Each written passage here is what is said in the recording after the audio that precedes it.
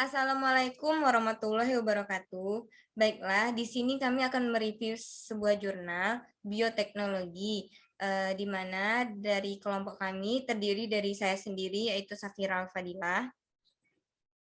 Saya Karinisa Al-Adha.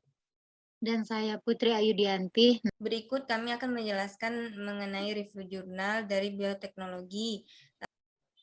Untuk jurnalnya yaitu dengan judul hasil pemeriksaan mikroskopis dengan PCR malaria dari darah tepi, jaringan plasenta, dan darah tali pusat pada ibu bersalin yang mendapat terapi ACT. Kemudian studi ini studi operasional pada 4 kecamatan di Kabupaten Indragiri Hilir, Provinsi Riau.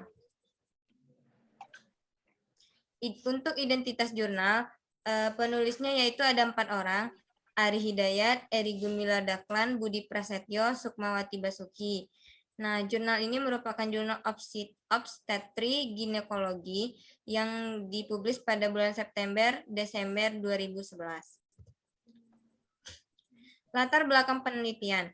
Penelitian ini dilatar belakangi oleh infeksi malaria pada ibu hamil yang sering di bawah perkiraan atau underestimates, baik sebagai masalah klinis maupun dalam kesehatan masyarakat.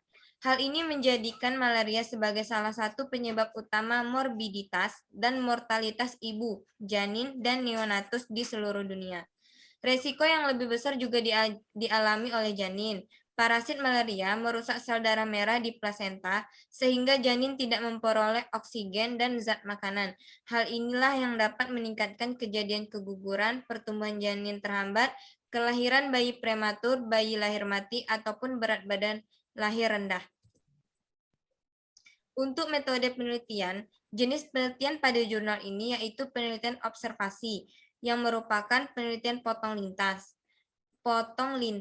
Penelitian dilakukan di Kabupaten Indragiri Hilir, Provinsi Riau, dengan waktu penelitian pada bulan April sampai November 2011 dari 25 puskesmas di Kabupaten Indragiri Hilir. Pemeriksaan histologi plasenta dilakukan di Laboratorium Patologi Anatomi Fakultas Kedokteran Universitas Airlangga atau di Rumah Sakit Umum Daerah Dr. Sutomo, Surabaya, oleh seorang dokter spesialis patologi anatomi. Kemudian untuk pemeriksaan PCR terhadap darah tepi, darah tali pusat, dan jaringan plasenta dilakukan di Lembaga Penyakit Tropis Universitas Airlangga, Surabaya. Untuk berikutnya akan dilanjutkan oleh rekan saya Khairinisa Al-Adha.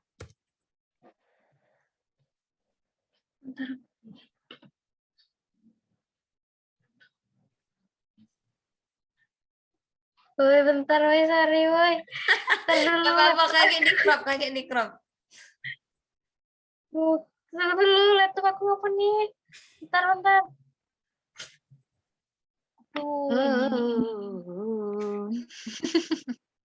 Sorry, woi. Tunggu dulu ya.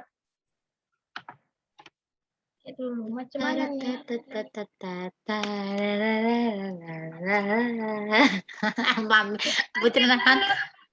Putri nahan ketawa tadi dari tadi nengok muka mami cerah nih Ami. Dari hasil penelitian nanti ini di crop ya yang kita ada itu. Soalnya pas awal tadi kan juga ada tuh. Lanjut ya. Denis. Baik, Dayo 1, 2, 3. Baik, selanjutnya ada hasil penelitian. Penelitian imunologi menunjukkan malaria plasenta terjadi akibat adesi eritrosit yang terinfeksi parasit dengan chondroitin subclade A pada Cytotrophoblas placenta.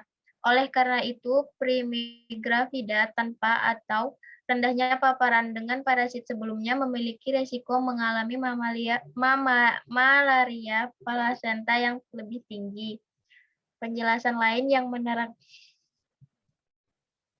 Putri jangan ketawa lah.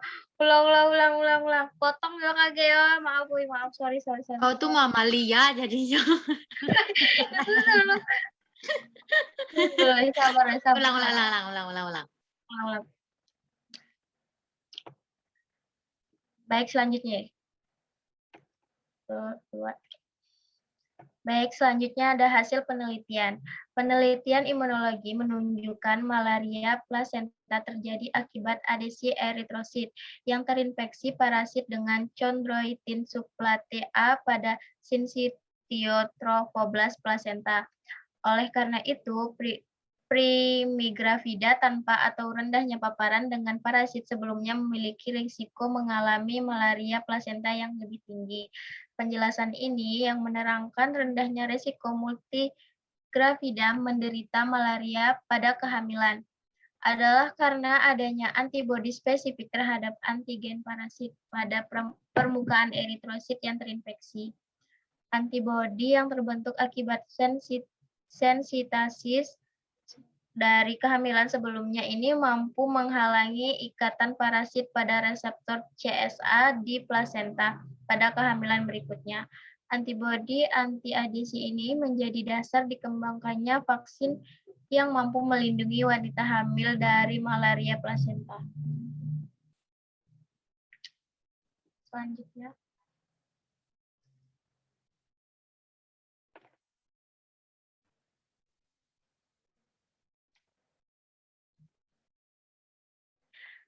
Selanjutnya, pemeriksaan PCR mampu mendeteksi adanya parasit pada darah tepi, jaringan plasenta maupun darah tali pusat secara lebih baik dibandingkan dengan pemeriksaan mikroskopis. Pemeriksaan dengan PCR dapat mendeteksi adanya parasit yang tidak ditemukan dengan pemeriksaan mikroskopis. Selanjutnya akan dijelaskan oleh Putri Ayudianti. Oke, baiklah. Saya akan melanjutkan dari rekan saya, yaitu Kairinisa. Nah, sedangkan dengan pemeriksaan PCR, kita mendeteksi asam nukleat plasmodium, sehingga parasit yang dideteksi tersebut tidak perlu hidup. PCR bahkan mampu mendeteksi satu parasit per darah. Sementara pemeriksaan mikroskopis sangat dipengaruhi oleh keahlian pemeriksa. Hal ini akan bertambah sulit apabila jumlah parasit yang beredar di darah penderita itu ternyata tidak terlalu tinggi. Nah, apalagi mengingat pada ibu hamil plasmodium mempunyai kemampuan bersembunyi atau sekuestrasi pada pembuluh kapiler organ tubuh yaitu plasenta sehingga menyebabkan parasit tersebut sulit ditemukan dalam darah tepi. Next.